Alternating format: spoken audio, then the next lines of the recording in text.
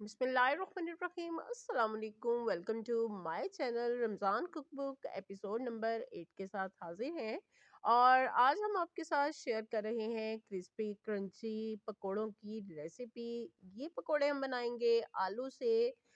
रमज़ान हो और आलू से कोई रेसिपी ना बने या फिर पकोड़े ना बने, ये तो हो ही नहीं सकता। तो पकोड़े बनाने के लिए यहाँ पे हमने लिए हैं 4 अदद आलू, मुनासिब साइज़ के ये आलू हैं। और इनको हमने छील लिया है, धो लिया है और फिर इनके स्लाइसेस हम काट लेंगे। ये स्लाइसेस जो है आप स्लाइसर की मदद से भी काट सकते हैं, लेकिन स्लाइसर से जो स्लाइसेस हैं वो ज़्यादा पतले काटे जाते हैं। इस वजह से हमने इनको काटने के लिए बड़ा नाइफ लिया है और तकरीबन एक साइज़ के हमने तमाम स्लाइस काट लिए हैं। ये गोलाई में काटे जाएंगे और उसके बाद हम इनको फैला देंगे टिश्यू पेपर पे या पेपर टॉवल पे या किचन टॉवल पे और इनको ड्राई होने देंगे। इनका मॉइस्चराइज़र जो है उसको हम खुश्क कर लेंगे, साफ़ कर लेंगे और उसके बाद जो है हम तैयार करेंगे बेसन का बैटर, जिसमें ये डिप करके हम पकोड़े जो हैं वो फ्राई करेंगे। तो उसके लिए हमने यहाँ पे लिया है 1.5 कप बेसन, उसमें हमने शामिल किया है 1 टीस्पून नमक, 1 टीस्पून रेड चिली फ्लेक्स,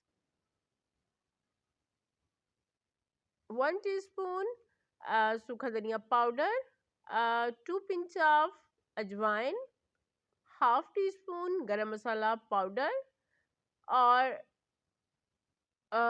उसके साथ हमने शामिल किया है इसमें हरा धनिया जो कि हमने लिया है हस्ब ज़रूरत। अब हम इसमें शामिल करेंगे पानी। पानी हम थोड़ा-थोड़ा सा करके शामिल करेंगे, क्योंकि अगर हम एक साथ सारा पानी शामिल करेंगे तो हमारा बैटर जो है ज़्यादा पतला हो जाएगा। तो थोड़ा-थोड़ा सा करके हमने इसमें पानी शामिल करना है। ना तो ये बैटर जो है, ना तो ये जो हमारा बेसन है ज़्यादा पतला हो और ना ही ये ज़्यादा गाढ़ा होना चाहिए।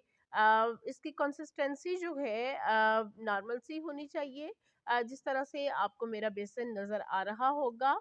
तो इस तरह से इसकी कंसिस्टेंसी होगी और इसको अगर आप चाहें तो जिस तरह से हम भल्लों के बेसन को हाथों की मदद से जो है स्मूथ करते हैं, इसको भी हम हाथों से स्मूथ कर सकते हैं। तो ये बेसन हमारा तैयार है और यहाँ पे हमारे जो पोटैटो के स्लाइसेस हैं ये खुश्क हो चुके हैं। इनको हमने टिश्यू पेपर पे फैलाया हुआ था और अब हम कुछ स्लाइसेस लेंगे और उनको बेसन में डिप करेंगे। उधर हमने दूसरी साइड पे फ्लेम जो है ऑन किया हुआ है और उस पे हमने रखा है अपना पैन। पैन में शामिल किया है हस्ब ज़रूरत ऑयल और जब ये ऑयल गर्म हो तो उसमें हम शामिल करेंगे ये पोटैटो के स्लाइसेस जो कि हम बेसन में डिप करने के बाद शामिल करेंगे।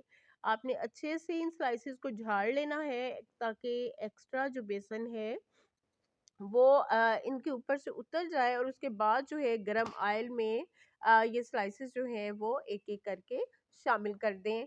आपने 2 से 3 मिनट तक इनको बिल्कुल भी हिलाना नहीं है। फ्लेम आपका जो है वो मीडियम होना चाहिए और 2 से 3 मिनट के बाद इनकी साइड चेंज करेंगे और उसके बाद जो है दूसरी साइड को हम फ्राई करेंगे। अब आपने अच्छी तरह से दोनों साइडें जो है उनको उलटते-पलटते हुए जो है फ्राई कर लेना है। लेकिन जब आपने पोटैटो स्लाइसेस शामिल करने हैं तो उस वक़्त आपको जो है 2 से 3 मिनट तक वेट करना होगा, उसके बाद आप इन स्लाइसेस को हिलाएँ।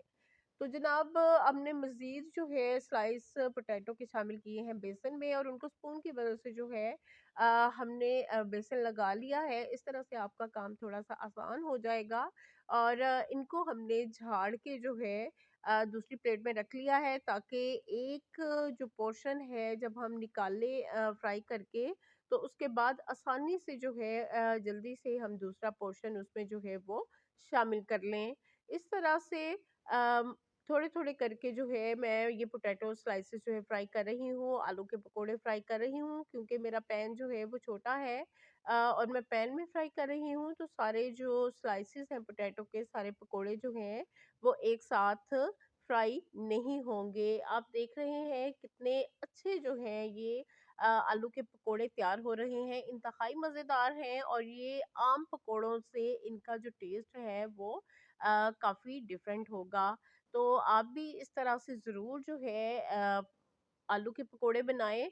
ये पोटैटो स्लाइसेस जो है इनको फ्राई करके इंजॉय करें। आप इनको खा सकते हैं मायोनीज़ के साथ, केचप के साथ, हरी चटनी के साथ या किसी भी चटनी के साथ।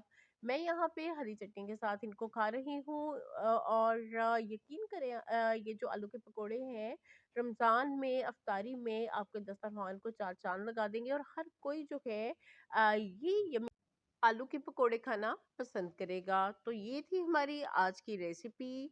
मिलते हैं किसी नेक्स्ट वीडियो में किसी अच्छी सी रेसिपी या रेमेडी के साथ।